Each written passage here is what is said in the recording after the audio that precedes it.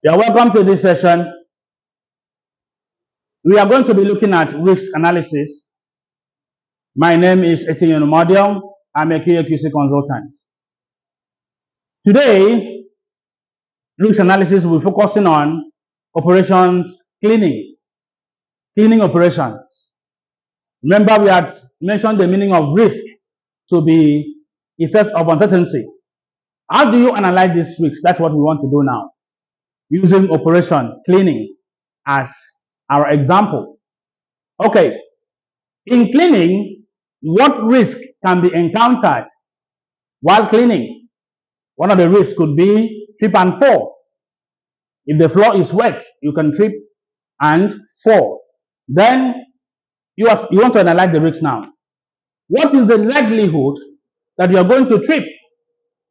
Starting from the likelihood, look at this table.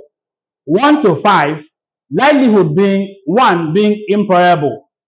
It's rare. 2 being remote, it may happen. 3 mean occasional, yes, it happens, but occasionally. 4 being probable, yes, it happens, we know. 5 being frequent, that means it's always occurring. So now you know, is trip and fall always occurring in your area? You can decide to choose any one of these, but we shouldn't fall, because anytime there's cleaning, if the floor is wet, probability of tripping is high. We took 4, which is probable.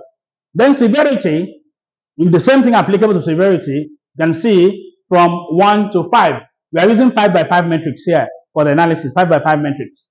Now, what is the severity? 1, negligible, that it's not important. 2, minor, it's important, but not that very important. 3, serious. 4, critical. 5, catastrophic, that means somebody is dying. So now, if you are falling down, if you are falling down, what could be the severity? We are taking 5. Sorry, we are taking 5 because we are not sure of what will happen if you are going to break your head, break your leg, or you're going to die in the process. So now, see, likelihood have been chosen, severity have been chosen, then the exposure factor. Exposure factor, you multiply likelihood by severity. That gives you this. Now, look at this table, the exposure index. Have you seen this? If this multiplied by this gives you 1 to 4, it means it is low, green. If you multiply this and it gives you 6 to 12, it means it is medium, yellow.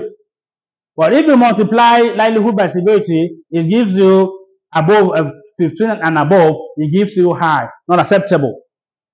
Green is acceptable, yellow is medium, red is unacceptable. Yellow means immediate action needed. Okay, now, you have determined that the factor of trip and fall is high, that you may actually be hurt, and probability is very, very high. And the exposure factor is 20, not acceptable. Okay, who owns this process? You can give it to anybody, admin or any other department in your system.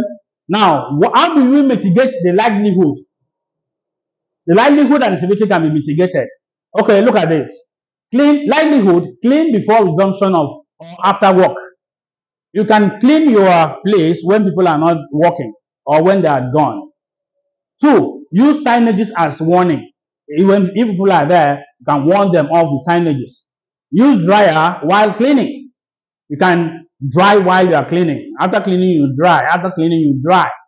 Then use special shoes. If the environment is something, is what you are into, you cannot do without water spilling on the floor. Okay, or you cannot do without cleaning often. You can tell people working in that environment to use special shoes. That is how you can reduce likelihood. Now, how can you mitigate severity? Use head or body protection. In case you fall off, your head will be protected or your legs will be protected. Then prepare your mind to fall. Get ready. If you know that you're going to fall, you can prepare, and when you are falling, you will know, yes, I knew I would have, maybe the probability of falling was high. So if you have it in your mind that you can fall in this area, you may reduce the severity. Reduce the number of people exposed. If it was 10, only one person can go in there, and maybe if the person falls, it reduces the severity. Right. You can also have a contingency plan. You can train your staff for it. The signages train your staff to be aware of it. Then it's implemented and ongoing. You can see we are using 5 by 5 here for this very risk analysis. You may have things to input here in your system to analyze. You analyze your risk, can extend it to 20, 50 risk analysis. This is just an example. Are you analyzing risks in your system? Are you looking for people to analyze your risks? All sectors need risk analysis. You can contact us for your analysis. You can call us, follow us on all our social media handles, send us a message, and we are there for you. Thank you very much. I hope this helped. Thank you.